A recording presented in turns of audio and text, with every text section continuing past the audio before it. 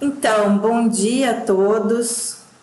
Eu me chamo Francine Dalla Piccola dos Santos, sou aluna de doutorado do Programa de Pós-Graduação em Química pela Universidade Federal do Espírito Santo. E esse, como apresentou o professor Eustáquio, presidente da banca, é o meu exame de qualificação. Sendo que o trabalho que eu desenvolvo tem a orientação do professor Dr. Paulo Roberto Filgueiras e o Anderson Romão, e ele é intitulado Estudo de Petróleos e Derivados através da espectroscopia na região do infravermelho próximo com instrumento portátil.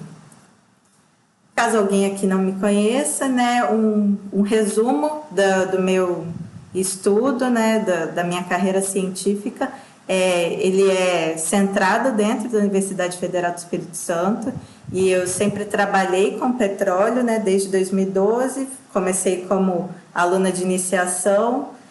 trabalhando com petróleo na caracterização e processamento primário dentro do projeto LabPetro, e desde então venho fazendo os estudos sistemáticos, sendo que a concentração dos meus estudos sempre foram na área da química analítica. Esse trabalho ele é dividido em duas partes, sendo que a primeira parte da qualificação é o estado da arte e o segundo, um artigo escrito por mim dentro dessa temática. E assim a gente começa. Bem, eu coloquei um título no meu estado da arte, sendo que o que eu quero trazer é como que essa técnica do infravermelho próximo ele entrou na área de petróleo e quais são as possibilidades que eles trazem para a temática. Eu começo trazendo uma reflexão. A reflexão que eu trago é sobre qual é a importância social desse tema, né, do infravermelho aplicado a petróleo. E bem, petróleo sempre teve valor agregado. Ele é conhecido há milênios, isso por causa dos afloramentos naturais de betume, que, pela observação, as sociedades antigas entenderam como ele poderia ser utilizado para a construção daqueles povos. Então, ele foi utilizado como cimentante nas construções antigas, foi utilizado como conservante em corpos e em algumas situações em que precisava se criar uma capa de permeabilidade, como também na calafetagem de barcos, e também teve o seu uso bélico, que era o antigo fogo grego, que era uma mistura, né, que queimava e não era apagada pela água. Enfim, a base do conhecimento científico pelos povos antigos era pela observação. A observação trazia o seu uso. Conforme as sociedades foram progredindo, o uso do petróleo passou a ter ainda mais um ponto central, porque com a Revolução Industrial, ele foi a solução energética para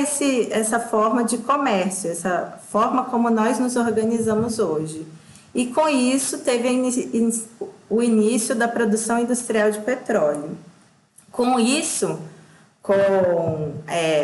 a expansão dos campos de petróleo, se entendeu que petróleos diferentes possuem qualidades diferentes e que essas qualidades elas são levadas até os seus produtos finais. Dentro do meu título eu trago que essa é uma pesquisa baseada em petróleo e derivados, sendo que os derivados, a definição que eu encontro é de os combustíveis obtidos pela destilação do petróleo. E com base nesse problema que foi surgindo do como utilizar o petróleo de uma forma mais inteligente, principalmente após passar por períodos de escassez, como da Primeira Guerra, foi necessário se criar padrões para analisar essa matéria, tanto na questão das qualidades, que são os métodos de caracterização físico-química, que se baseiam até hoje, ainda que com as suas atualizações, nos métodos analíticos clássicos, como titulometria e gravimetria. E só que isso não era suficiente para entender o porquê dessa variedade tão grande. Então é aí que entra o estudo da espectroscopia, de forma a entender a composição química dessa minha matéria. Então, os estudos iniciais de infravermelho, eles foram esforços para identificar os compostos dentro da matriz petróleo. O infravermelho próximo, ele foi descoberto em 1800 por William Herschel, só que a utilização dele para analisar compostos orgânicos pode ser colocado como um estudo precursor o de 1881 de Abney e Festing. Os cadernos de Abney e Festing traziam uma série de estudos que eles estavam fazendo para descobrir reveladores da região do infravermelho. Na época, com a instrumentação que eles tinham, que utilizavam um prisma para a difração da luz visível, eles conseguiam chegar até a faixa do infravermelho próximo apenas, e com isso, durante esse estudo, eles conseguiram entender quais ligações tinham uma resposta, né, uma atividade dentro dessa região. Como eles utilizavam papel fotográfico, o que eles obtinham eram linhas espectrais, que eram descritas como mais intensas ou mais suaves, mais largas ou mais finas. Mas com isso eles já obtiveram conclusões interessantes sobre a ligação de hidrogênio com carbono ser uma das ligações que tinha a maior resposta dentro dessa região. Assim, os pesquisadores que vieram por conseguinte, eles tentaram utilizar o infravermelho próximo para essa parte de identificação de compostos. Só que com o estudo de Koblitz em 1900, o que se observou foi que quando se conseguiu uma instrumentação possível para enxergar a região da radiação do infravermelho médio, as bandas que eram descritas, que se conseguia medir dentro dessa região, eram muito mais intensas, apresentavam menos ruídos e tinha uma correlação muito mais direta com os grupos funcionais. Então, a partir daí, já se começou a utilizar o infravermelho médio para essa parte de elucidação estrutural, sendo que, obviamente, não se consegue enxergar os compostos, a estrutura desses compostos, mas revela grupos funcionais e algumas alterações durante algumas reações, né? Algumas reações químicas que, enfim, vão alterar esses grupos.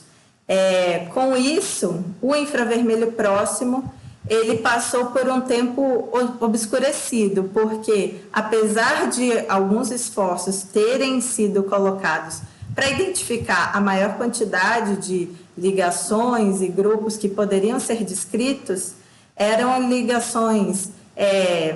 as bandas na região do infravermelho apresentam sobreposição e muito ruído, principalmente pela instrumentação que existia, né, na época, em que se conseguia obter esses dados através da transmitância, ou seja, os dados eram coletados de acordo com a quantidade de luz que passava pela amostra, o que limitava em muito o estado físico dessas amostras. Um desses esforços da identificação de compostos dentro de petróleo que deve ser mencionado foram os projetos do Instituto de Petróleo Americano, e que observa-se aí como já estava consolidado o infravermelho médio para esse fim. Eu trago aí uma figura, né, mostrando um espectro de um dos compostos, que como era a construção desse pensamento dos projetos do API. eles eram petróleos específicos, amostras de petróleo específicos foram disponibilizadas para os mais diferentes centros, né, dos Estados Unidos, e com esses, cada especialidade ia contribuindo, né, com essa peça no quebra-cabeça. Então, o petróleo ele era, de alguma forma, fracionado até obter a maior quantidade de compostos que se pudesse, né? E com isso, esse estudo ele durou em torno de 50 anos e ele conseguiu classificar e tabelar mais de 500 compostos. Dentro desse estudo, né, da composição química dos petróleos, foi se observando então que era muito difícil chegar à composição total. Hoje, de acordo com o conhecimento que nós temos, sabemos que existem mais de milhares de compostos dentro de uma matriz petróleo. Então, os esforços seguintes foram na quantificação das classes. Por exemplo, em 1940 já se tinha clareza sobre a lei de Beer, sobre a relação entre concentração e a intensidade dos meus sinais, né? E isso foi utilizado dentro da matriz petróleo e dos seus combustíveis também. Um estudo interessante é o de Bratan, em que ele mostrou como a complexidade da mistura e dos sinais aumentava conforme ia se adicionando uma cadeia cada vez maior de hidrocarbonetos, né? E também mostrava que quanto maior a concentração, também já existia uma divergência da lei de Beer. Porém, esses esforços ainda esses estudos continuaram a ser progredidos, principalmente nessa área da identificação, onde o infravermelho ele também passou a ter uma importância com o perfil espectroscópico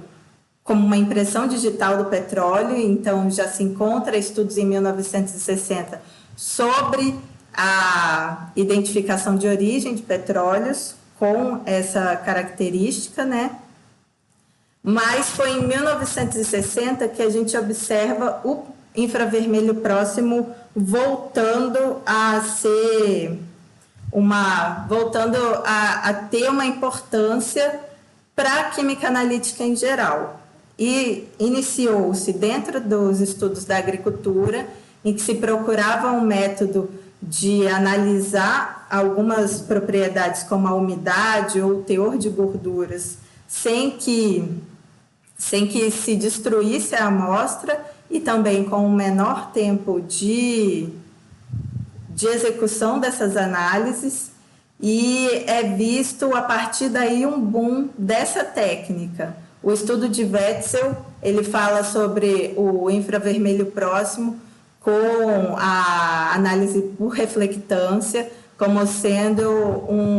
uma técnica que estava adormecida e que a partir dos anos 60 começou a entrar em vigência. Porque com o estudo de Norris, ele conseguiu obter essa umidade de uma forma muito mais simples do que a que era possível na época, que era um método de titulação que exigia diversas etapas, e no final você ainda tinha a degradação da amostra, e mostrou que também não se deveria ficar esperando a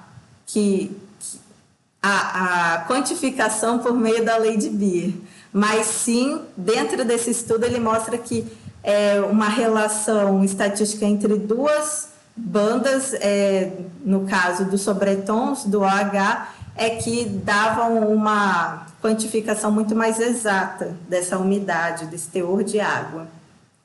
Assim, então, a partir de 1960, mas principalmente a partir de 1980, quando chegaram os primeiros espectrômetros comerciais de infravermelho por reflectância difusa, é que isso entra no meio industrial, e principalmente dentro do meio de petróleos e combustíveis. a entrada o ramo da quimiometria, ele vinha sendo estudado e expandido desde os anos 60, porém foi com o início do uso dos computadores, de máquinas processadoras, que realmente essa técnica ela abrangiu. Por exemplo, o estudo de Kelly, eles conseguiram analisar uma quantidade que era absurda na época de gasolinas, que era em torno de 100 amostras, e conseguiram com isso calcular o grau de octanagem por PLS. Após isso, em 1990, eu coloquei como marco a construção dos softwares de tratamento de dados, pois até 1980 o que se tinha era a construção, né, desses algoritmos e, enfim, uma forma muito mais rudimentar de utilizar os processadores como calculadores. E aí a gente chega em 1999 com o primeiro estudo de classificação para combustíveis, em que se utilizava a análise de componentes principais, a PCA, e foi interessante porque ali ele já falava sobre a popularização dessa técnica, com a chegada de equipamentos cada vez mais miniaturizados, assim como também já propunha que seria possível utilizar a técnica do infravermelho como uma classificação, talvez, para a origem das amostras. E isso foi feito por Hida Jade e Chong em 2000,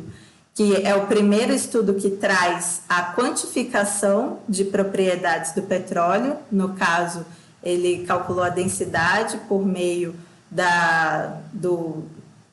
curva PEV, né, que é a curva do ponto de ebulição verdadeiro das frações do petróleo. E dentro desse estudo, ele conseguiu também classificar esses petróleos de acordo com a origem, porque, como ele explicou, ainda que dentro do infravermelho próximo não se tenha uma informação sobre a impressão digital desses petróleos, sobre os grupos funcionais de forma isolada, a proporção entre essas classes pode dar uma resposta preliminar sobre essa origem. A partir de 2000, a última inovação que foi agregada a esse campo foi a dos equipamentos portáteis, sendo que o primeiro estudo que fala sobre uma utilização de um equipamento dito portátil é o de Boerck, em que eles utilizaram uma sonda portátil para quantificar hidrocarbonetos em águas residuais, só que a forma como eles construíram para a coleta dos dados foi, na verdade, uma quantificação em linha, que a sonda ela ficava mergulhada numa região específica, né, numa alça que eles colocaram dentro da linha e por onde passava a água para as medidas das amostras, e depois era rinsado esse caminho até, enfim, fazerem as medidas seguintes. O primeiro equipamento portátil, realmente portátil, sendo utilizado foi o estudo de Cooper, que estimou a propriedade fisicoquímica de mais de 300 combustíveis de aviação, mostrando então que seria uma técnica exata, que tinha um nível de exatidão similar ao dos métodos fisicoquímicos clássicos e de uma forma muito mais rápida. Essas análises foram conduzidas em torno de 2 dias. Assim, a gente chega no estado atual desse campo. Fazendo uma pesquisa, né, na plataforma Web of Science com as palavras infravermelho próximo, petróleo e combustíveis,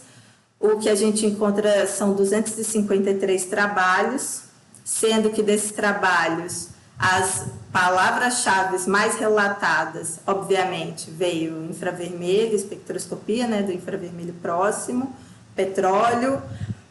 Dentro dos combustíveis, o que tem a maior quantidade de trabalhos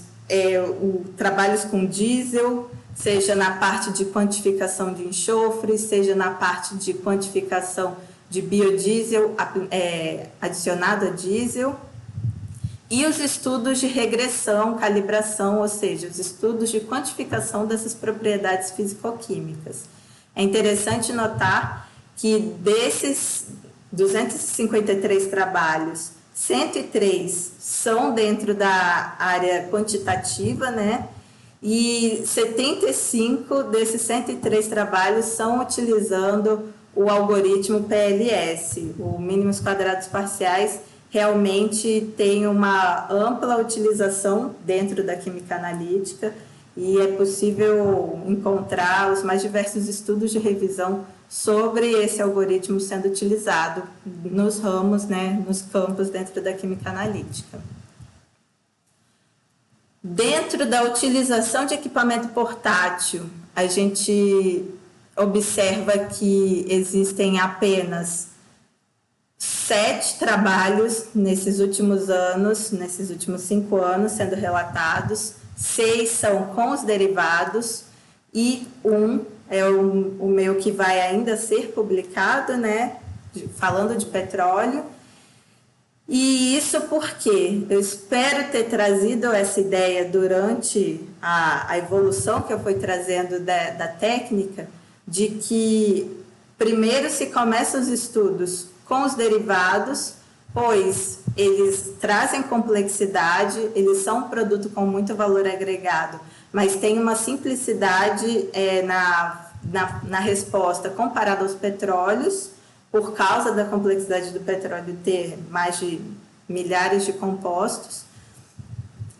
mas com isso se consegue inferir alguns caminhos para a análise dos petróleos. E é assim que eu entro no artigo científico. Então, o nome do meu artigo é a discriminação de petróleos e combustíveis utilizando, né, um espectrômetro de infravermelho próximo portátil. Ele vai ser publicado na Fuel, né? Ele já está disponível, mas ainda não estava disponível a revista, enfim. Mas o que eu quero dizer, começando, né, a falar sobre esse trabalho, como ele foi desenvolvido. Então, da onde veio essa procura por utilizar essa matriz dentro do infravermelho portátil? Não é só porque é o que tem de mais novo dentro do campo que quer dizer que é por isso que nós vamos utilizar determinada metodologia, né? Determinado instrumento, enfim. Mas foi porque o mercado ilegal de petróleos e derivados, ele movimenta uma soma absurda de dinheiro, como mostrado nessa matéria, né, jornalística. Mais de 133 bilhões de dólares foram movimentados em 2018. E algumas das técnicas que são utilizadas para esse fim de identificação de adulterações, roubo, enfim, nessa área é a cromatografia, porque é uma técnica que vai realmente me dar o detalhamento da composição química, porém que exige toda uma condição experimental muito trabalhosa e demorada, né, em comparação com os métodos de espectroscopia de infravermelho. O infravermelho médio, como eu mostrei na história, ele tem esse caráter de me dar o perfil das amostras e, com isso, eu obtenho informações sobre a origem de uma forma muito exata, porém, ele não possui essa tecnologia, não é fácil você obter um equipamento de infravermelho médio portátil, por causa que a forma da instrumentação exige peças móveis que torna muito complicado passar pelas condições, né, de um trabalho em campo. Então, como muitas vezes o trabalho da polícia em conjunto com as indústrias consegue, às vezes, uma abordagem na hora em que está acontecendo o crime, e muitas vezes esses crimes eles acarretam problemas ambientais como vazamentos, em que se precisa de uma resposta imediata, uma ferramenta portátil ela seria muito importante. Então, dentro disso, o infravermelho portátil na região do Próximo, ele se vê como uma solução. Ele é muito mais barato do que construir um infravermelho médio por conta dessa parte da instrumentação. Ele tem uma robustez e ele tem sido utilizado desde os anos 2000 em diferentes setores, principalmente na área de controle de qualidade de medicamentos e alimentos. Então, por que não, né, transpor isso para petróleo, já que alguns estudos foram feitos sobre a adulteração de combustíveis? Dentro desses últimos anos, né, dentro daqueles 253 trabalhos em que eu encontrei sobre o infravermelho próximo sendo utilizado para petróleos e combustíveis, 24 falavam sobre adulteração, alguns sobre a associação de infravermelho médio com infravermelho próximo, outros apenas sobre o infravermelho próximo, que foram aqueles que eu apresentei no slide anterior. Mas é interessante notar nesse mapa da contribuição dos artigos dentro a contribuição dos artigos pela produção mundial é que dos 24, 16 trabalhos foram produzidos no Brasil. Ou seja, essa é uma temática que tem muito a ver com a nossa realidade e não é difícil encontrar matérias jornalísticas falando sobre roubos de combustíveis dentro do Brasil. E, inclusive, essa problemática foi trazida até o nosso grupo, sobre o problema tanto do roubo de combustíveis das linhas, né, de distribuição da Petrobras, como também de petróleo sendo extraviados dessas linhas. E aí a gente entra no objetivo, que foi a mistura de combustíveis e a mistura de petróleo com óleo de reuso, que é o óleo lubrificante. Após o óleo lubrificante que passa pelos carros e os motores, né, ele fica sujo após toda a sua vida útil, só que ele continua sendo um material, né, um combustível com valor agregado, porque ele pode ser comprado por empresas de refino que vão tentar retirar as sujidades desse material e reutilizar esse óleo lubrificante. Porém, o que acontece muitas vezes é que esses óleos eles são comprados por essas empresas e para obter uma margem de lucro maior, elas também compram produtos como combustíveis e o petróleo bruto para adicionar no seu refino e obterem, né, produtos mais valorosos. Então, a gente utilizou misturas de petróleo e de óleos lubrificantes, assim como também combustíveis, como a nafta, gasolina, querosene de aviação e diesel. Nessa foto abaixo do título Amostras, vocês podem ver essas matrizes utilizadas, essas amostras puras que foram utilizadas, e como pode perceber, não há diferença do óleo lubrificante usado, que aqui eu vou chamar de óleo de reuso, do meu petróleo. E o equipamento que eu utilizei foi um infravermelho portátil com as informações colocadas aí na tela, que é o equipamento denominado Micronir, né, pela empresa Viave Solutions. A faixa de trabalho dele é de 1.676 a 908 nanômetros, sendo que para cada amostra foram preparadas 3 amostras e cada amostra foi analisada com 200 scans e se empregou diferentes acessórios para cada matriz. No caso, para as matrizes escuras viscosas, que é o petróleo e óleo lubrificante usado, utilizamos o acessório droplet, que é mostrado na primeira figura, à esquerda, e o container de vaios, né? No caso, para os combustíveis que são translúcidos. Isso porque para amostras escuras e viscosas necessita-se de uma camada mais fina dessa minha matéria para diminuir o espalhamento que não agrega, né, a informação das absorbâncias dos modos vibracionais, que a gente enxerga dentro de um espectro como ruído, assim como também esse acessório ele tem um caminho óptico maior e com uma superfície interna, né, o caminho interno, com uma superfície refletora para aumentar a resposta da reflectância difusa da energia, né, da radiação que chega até o meu detector.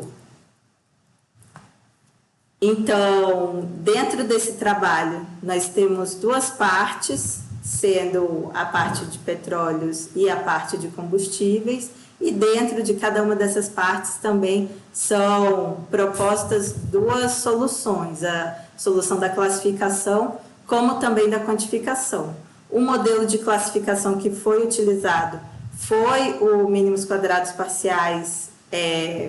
com a análise discriminante, PLSDA, isso porque a matriz petróleo, assim como a óleo combustível, a óleo lubrificante, você vai ter uma variedade muito grande entre as amostras, porque vai depender da origem dessas amostras, do processo pelos quais elas passaram, pensando principalmente no óleo lubrificante. Ainda que ele tenha uma composição química um pouco mais fechada do que comparado a um petróleo, ele ainda assim vai ter uma variabilidade muito grande. Então, a utilização de um algoritmo de classificação de uma classe em que eu construísse a minha resposta com base numa classe e utilizasse outras amostras para o modelo validar se pertencia ou não, traria muitos erros, como nos nossos testes iniciais mostrou-se realmente muitos erros, por causa que óleos lubrificantes estão dentro da matriz petróleo. E dentro dessa variabilidade, a matriz, como fala, o desvio de confiança, a elipse de confiança era muito ampla, então acabavam surgindo muitos erros. Então a gente precisava de um algoritmo que tentasse maximizar a resposta da distinção entre essas duas classes. Da mesma forma, nós utilizamos isso para os combustíveis, pensando também numa metodologia que pudesse ser facilmente aplicada dentro da indústria, então um mesmo tipo de algoritmo podendo ser utilizado para responder diferentes questões, e da mesma forma para a quantificação. Utilizamos o PLS por ter uma ampla utilização, né, dentro da química analítica, e porque poderíamos comparar melhor, né, com a literatura, se vai se obter muito mais, né, respostas para se comparar com a literatura, mas também utilizamos a máquina vetor de suporte na regressão, ou SVR, né, por causa que já há alguns estudos mostrando que dentro do infravermelho próximo, como ele tem uma relação não linear, ele não obedece à lei de Beer, esse tipo de metodologia, que é não linear, né, por essência, ela pode ter uma melhor aplicação, principalmente porque a não linearidade dentro da composição química, ela envolve as ligações de hidrogênio, assim como também as ligações pp-stacking. Esse trabalho ele foi até conduzido pelo grupo de Balabin, na Rússia e, enfim, depois nas referências vocês vão poder ver esse trabalho. E dentro desse trabalho de quantificação também tinham 2 conjuntos. O primeiro também era sobre petróleo, em que no caso nós misturamos 2 tipos de petróleo, um petróleo leve, um petróleo pesado e óleo lubrificante usado em diferentes proporções. Assim como no segundo, nós fizemos 2 curvas, uma com nafta e gasolina e uma de querosene de aviação com diesel, para observar se a resposta desse modelo seria comparável à resposta de classificação, mesmo quando adicionado frações ou combustíveis que estão muito próximos dentro da sua composição. Então, dentro dos resultados, para o meu modelo qualitativo de petróleos e lubrificantes e óleo lubrificante, o que a gente observa é que se o que nós temos são curvas que apresentam um grande desvio da linha de base, e isso é comum de matrizes escuras que vão apresentar esse efeito do espalhamento, como eu disse, que não tem o significado químico, né? O espalhamento que não vai dizer só sobre a mudança na vibração. Mas ainda assim, mesmo dentro desse meu espectro bruto, a gente já observa uma diferença significativa entre as amostras de petróleo, que é a linha em preto, assim como comparado com o espectro em cinza, que é a resposta média dos óleos de reuso, dos óleos lubrificantes. Quando a gente, então, passa por um tratamento para retirar esse tipo de ruído, enfim, esse tipo de resposta que não fala sobre a composição química, essa diferença entre os petróleos e lubrificantes é ainda mais evidenciada, sendo que os sobretons, né, as bandas que a gente enxerga dentro dessa faixa de trabalho do equipamento portátil é o segundo sobretom da ligação OH, o segundo sobretom das ligações CH e também o primeiro sobretom das ligações CH com as combinações desses sobretons. Construindo o modelo, então, a resposta do gráfico de scores foi muito positiva, porque dentre todas as mais de 300 amostras, apenas 2 amostras de petróleo foram classificadas erroneamente dentro da matriz óleo de reuso, e isso pode ter a ver com a composição química desses petróleos, assim como as condições da coleta desses dados naquele momento, porque observando o gráfico de resíduos, né, para identificar se essas seriam amostras outliers, não se teve uma resposta de que essas amostras seriam outliers. Então, isso tem muito mais a ver com a questão composicional dessas amostras, e por isso nós não retiramos elas do meu modelo. Sendo que, então, as figuras de mérito, né, os parâmetros de desempenho desse modelo foram muito positivos, com uma pequena perda na sensibilidade quando se fala de petróleo e na especificidade quando se fala do óleo de reuso, mas que quando adicionamos o conjunto da validação externa, ou seja, as amostras que não foram utilizadas para construir esse modelo, ele não apresentou nenhuma dificuldade em distinguir quais amostras seriam, né, de cada grupo. Enquanto que para o modelo quantitativo, a gente observa que as amostras que nós temos, as amostras que foram, né, construídas e que foram utilizadas, apresentaram parâmetros de desempenho muito similares entre o PLS e o SVR, sendo esses resultados melhores do que os obtidos na literatura, quando a gente observa a utilização de matrizes o mais parecidas possíveis, por exemplo, utilizando equipamentos portáteis, ainda que não se tenha estudos sobre petróleo, sobre a quantificação de petróleo como uma matriz pura, se tem já alguns trabalhos sobre a utilização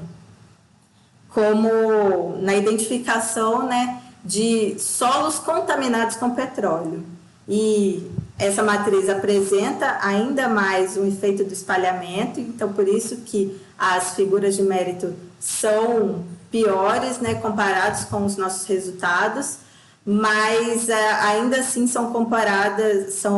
consideradas boas pelos conjuntos testes que eles utilizaram. Da mesma forma, já pensando nos estudos de infravermelho com equipamento de bancada, a gente tem o estudo de Alves e Popp falando sobre a utilização do SVR, em que conseguiu resultados de 21% a 54% menores que os modelos PLS. No nosso caso, essa relação também ela pode ser vista,